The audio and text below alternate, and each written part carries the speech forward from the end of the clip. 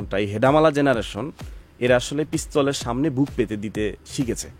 সুতরাং এখানে আপনি যেই দলে নিয়ে আসেন না কেন, যেই আসুক না কেন, বাঙালি আর কোনোভাবে ছেড়ে দিবে না। বাঙালি শান্তি চায়। যদি আওয়ামী লীগকে ফিরতে হয় দেশে, বাংলাদেশে, ছাত্র আন্দোলন যে হলো, আবু সাইদ বুক পেতে দিল, মুগ্ধর মতো ট্যালেন্টেড পার্সন, টাকার অভাব তো ছিল না, সৌন্দর্যের অভাব ছিল না, সো পানি বিতরণ করতে করতে পৃথিবী থেকে চলে গেল।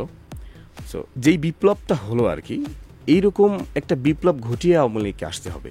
দেখেন আপা যখন চলে গেল তখন তিনি কিন্তু একটা ভিডিও বার্তা দিয়েও যাইতে পারেন নাই।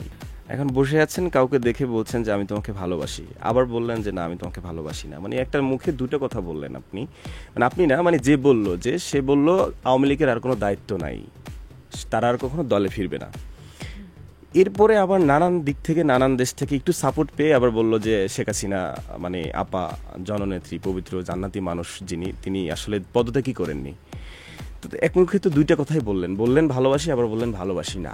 এখন আসেন পয়েন্টে, যে তাহলে তারা ফিরলে আমরা অ্যাকসেপ্ট করবো কিনা। দেখেন জাগো এফএম এর অ্যাপ এখন পাওয়া যাচ্ছে অ্যাপ স্টোর এবং প্লে স্টোরে। সাবেক সরকার কিন্তু ইতিমধ্যেই যখন এই পতন হলো, অর্থাৎ যখন তারা পদত্যাগ করলো, তখন কিন্তু সাবেক সরকারের আত্মীয়র, মানে বলা যায় যে ছেলের পক্ষ থেকেই শোনা গেছে যে তিনি আর কখনো, বা আওয়ামী লীগ আর কখনো রাজনীতিতে দলে আসবে না। তারপর আবারও শোনা গেছে যে এটাও শোনা গেছে ভিন দেশ থেকে যে তারা নাকি পদত্যাগই করেননি এবং আবারও তিনি দেশে ফিরবেন এবং কাজ করবেন দেশের জন্য। তো সেক্ষেত্রে আপনি এটা কি মনে করেন যে যদি আবারও ফিরে, তাহলে সেক্ষেত্রে আপনারা কি অ্যাকসেপ্ট করবেন কি না, বা আসলে কি অবস্থা হবে, আপনার মতামত কি? এখন বসে আছেন, কাউকে দেখে বলছেন যে আমি তোমাকে ভালোবাসি, আবার বললেন যে না আমি তোমাকে ভালোবাসি না। মানে একটা মুখে দুটো কথা বললেন আপনি, মানে আপনি না, মানে যে বললো, যে সে বলল আওয়ামী লীগের আর কোনো দায়িত্ব নাই, তারা আর কখনো দলে ফিরবে না। এরপরে আবার নানান দিক থেকে, নানান দেশ থেকে একটু সাপোর্ট পেয়ে আবার বলল যে শেখ হাসিনা মানে আপা জননেত্রী, পবিত্র জান্নাতি মানুষ যিনি, তিনি আসলে পদত্যাগই করেননি। তো এক মুখে তো দুইটা কথাই বললেন ভালোবাসি, আবার বললেন ভালোবাসি না। এখন আসেন পয়েন্টে, যে তাহলে তারা ফিরলে আমরা অ্যাকসেপ্ট করবো কিনা। দেখেন মানে আপনি তো একজন ছাত্র আন্দোলনের সক্রিয়, এই সুবাদে আমি আপনাকে জিজ্ঞেস করলাম যে আপনারা গণমানুষ বা ছাত্ররা কোনো প্যারা নাই।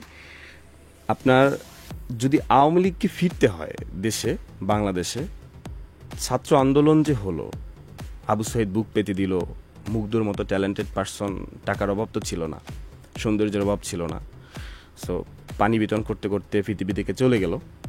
সো যেই বিপ্লবটা হলো আর কি, এইরকম একটা বিপ্লব ঘটিয়ে আওয়ামী লীগকে আসতে হবে, এটা মন বলছে। এরকম একটা বিপ্লব ঘটিয়ে আওয়ামী লীগকে আসতে হবে।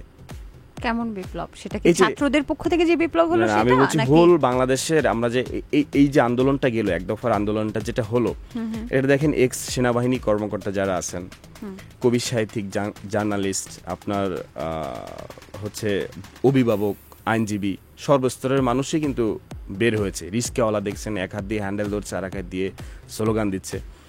সর্বস্তরের মানুষ, এইরকম সর্বস্তরের মানুষ রাস্তায়, রাজপথে দিনরাত বিপ্লব ঘটিয়ে তারপর আসতে হবে। কারণ দেখেন আপা যখন চলে গেল তখন তিনি কিন্তু একটা ভিডিও বার্তা দিয়েও যাইতে পারেন নাই যে আমি চলে যাচ্ছি। আপা বলছি আমাদের এক্স প্রধানমন্ত্রীকে আপা বলছি। সো সে কিন্তু একটা ভিডিও বার্তা দিয়েও যাইতে পারে নাই। ওখান থেকে আমি যতটুকু জানি বা শুনেছি, তখন আপনার সংসদ ভবনে আমার একটা ছোট ভাই ছিল পুলিশ, তো ও ওখানে ছিল স্টিল। তো আপাতত চলে গেল হচ্ছে পুরাতন বিমানবন্দর থেকে, তেজগাঁও বিমানবন্দর থেকে। তো ওখান থেকে ওই পর্যন্ত মাইক্রো 150 কিলোমিটার স্পিডে চালিয়ে আসতে হয়েছে গেছে। সো এতটাই সময় সংকীর্ণ হয়ে আসতেছিল, মানুষ চারদিক থেকে এতটাই ঘিরে আসতেছিল। সো এখন আপা ট্যুরে গেছে নাকি এমনিতে গেছে না কোথায় গেছে, এটা তাদের ব্যাপার। বাট বাংলাদেশের মানুষ আসলে শুধু তাকেই না, যেই আসুক না কেন ইন ফিউচার, এরকম বল প্রয়োগ, মানুষের গায়ে গুলি করা, এরকম স্বৈরাচার, এরকম নিজের দেশের বন্দুক দিয়ে নিজের দেশের মানুষকে গুলি করা, এরকম মানুষকে কখনো বাঙালি চাবে না। এটাই স্বাভাবিক। মানুষ অনেক লাশের বিনিময়ে, কষ্টের বিনিময়ে, ভিন দেশি প্রশাসনিক ডিপার্টমেন্ট থেকে ভিন দেশি ভাষার শব্দ শোনা গেছে, এখন এটাকে জায়েজ করার জন্য এটা বলা আপনি হচ্ছে, আপনার কন্টেন্টও বলেছেন, কিন্তু আপনি কি নিজে শুনেছেন এটা? মানে ভিডিওর এটা ভিতরে আছে তো, আপনি সার্চ করলে এখনো দেখতে পাইবেন। সেই ভিডিও তো অন্য কোনোখান থেকেও কেটে হতে পারে। ওটা বাঙালি ভিডিও ভাই, ওটা স্টিল বাঙালি ভিডিও, বাংলাদেশি পুলিশ আন্দোলন চলতেছে, লোকেশন সবকিছু আছে ওখানে, জায়েজ করার চেষ্টা করার। দেখ, আমার আসলে সেই ভিডিওটা দেখা হয়নি, হ্যাঁ দুঃখজনক হ্যাঁ, সেটা। সো আমি অত্যন্ত ওখানে দুঃখিত। এটা জায়েজ করার জন্য আবার অনেকে বলছে যে এরকম পুলিশ তো চট্টগ্রামের ছেলেরাও হতে পারে, তারা হিন্দিতে কথা বলতে পারে, বা সিলেটের হতে পারে, তো নানানজন নানান কথা বলবে। আর ভাই এরকম হয় কারণ যার সাথে অন্য দেশের সাথে একটা ভালো গুড আন্ডারস্ট্যান্ডিং, সেখান থেকে চাইলেই ও দেশের সৈন্য আসতে পারে, ও দেশের অস্ত্র আসতেই পারে।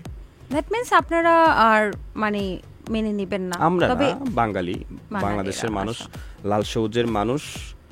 শুধু আমি যেটা ক্লিয়ার করতে চাই, লাউড অ্যান্ড ক্লিয়ার, যে শুধু আওয়ামী লীগই না, আমি বলতে চাচ্ছি যেই আসুক না কেন ইন ফিউচার, এখন ডক্টর ইউনূস স্যার আছেন, এরপর তো কেউ আসবেন, তো যেই আসুক না কেন, আমি ওইটা ক্লিয়ার করতে চাই, যেই আসুক না কেন, আপনি এসে যদি বল প্রয়োগ করেন, আপনি এসে যদি এক নায়কতন্ত্র, এক পরিবারতন্ত্র কায়েম করতে চান, আপনি যদি পুলিশ প্রশাসনকে নিজের করে নিতে চান, আপনি পার্লামেন্টকে সব যদি আপনার লোক বসাতে চান, এটা বাঙালি মেনে নিবে না। কারণ বাঙালি, ওই দেখেছেন যে স্টুডেন্ট ট্রাফিক, 6 বছর না 7 বছরের একজন স্টুডেন্ট ট্রাফিক, সে ট্রাফিক করছে। সো এই জেনারেশন, এই পাবজি খেলা জেনারেশন, এই ফ্রি ফায়ার, এই রিলস বানানোর জেনারেশন, এই কাপল ভিডিও বানানোর জেনারেশন, এই জেনারেশনটা, এই হেডামালা জেনারেশন, এরা আসলে পিস্তলের সামনে বুক পেতে দিতে শিখেছে। সুতরাং এখানে আপনি যেই দলে নিয়ে আসেন না কেন, যেই আসুক না কেন, বাঙালি আর কোনোভাবে ছেড়ে দিবে না। বাঙালি শান্তি চায়। বাঙালি, আমাদের দেশে কি নাই, কোনটা জিনিস নাই, কিসের অভাব নাই। এখন দেখেন এক এক বাসায়, মন্ত্রী মিনিস্টারের বাসায় রুম ভর্তি টাকা পাওয়া যাচ্ছে, অথচ আমরা ইলিশ কিনে খাইতে পারি না, আমরা বাইরের দেশে ইলিশ পাচার করি, আমরা বাড়ি করতে পারি না, আমরা ভালো থাকতে পারি না, আমরা খাইতে পারি না। এখন তো সবগুলোই বের হচ্ছে। সো এইরকম গভর্নমেন্ট আমরা ইন ফিউচারে কখনোই চাই না, কখনো আমরা চাইবো না। আমরা শান্তি চাই, আমরা সুখ চাই। আপনি সমন্বয়ক কেন হলেন না? আমি তো অলরেডি কাফি হয়ে আছি, সমন্বয়ক হওয়ার তো দরকার নেই। আর আমি তো নিয়মিত ক্লাস করি না, আমি তো নিয়মিত ক্যাম্পাসে যাই না, যার জন্য সমন্বয়ক হওয়াটা গুরুত্বপূর্ণ না। গুরুত্বপূর্ণ হচ্ছে দেশের হয়ে দায়িত্বটা পালন করা। সে আপনি সমন্বয়ক হন, সাধারণ স্টুডেন্ট হন, কারণ আন্দোলনটা এমন জায়গায় চলে গেছে, সবার আন্দোলন হয়ে গেছে। গরিব দুঃখী বলেন, ধনী বলেন, যেই বলেন না কেন, সবার আন্দোলন হয়ে গেছে। তো এই জায়গা থেকে সবাই সবার রোলটা প্লে করতে পারাটা ইম্পর্টেন্ট ছিল। সো সমন্বয় খাওয়াটা ইম্পর্টেন্ট না।